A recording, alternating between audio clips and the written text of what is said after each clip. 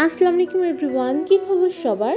এই সেলফটা না আমার অনেক দিন থেকে কেনার খুব ইচ্ছা ছিল, আর ফাইনালি এটা আমি কিনে ফেলেছি। এটা আমি ঈদের আগেই কিনেছি, কিন্তু এটাকে কোনো ডেকোরেশন আমার করা হয়নি, মানে সেট আপ করা হয়নি। তো আজকে ভাবলাম যে এটাকে সেট আপ করি। বাট প্রবলেম হচ্ছে এই কর্নারটা ডেকোরেশন করার জন্য আমার কাছে এনাফ আইটেম ছিল না, মানে ওইভাবে আমার প্ল্যানিং করে কিছু কেনা হয়নি। তো ভাবলাম যে এখন হাতের কাছে যা আছে তা দিয়ে আপাতত এই কর্নারটা ডেকোরেশন করি।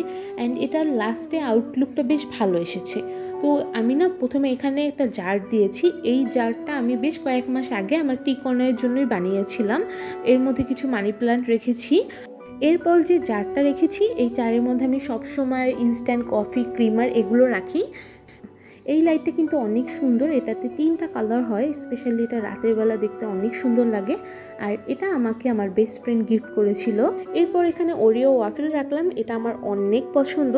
তারপর রাখলাম টি কর্নারের ম্যান্ডেটরি আইটেম টি আর কফি। এরপর কফির জন্য একটা মগ অ্যাড করেছি, আর চার জন্য কাপ।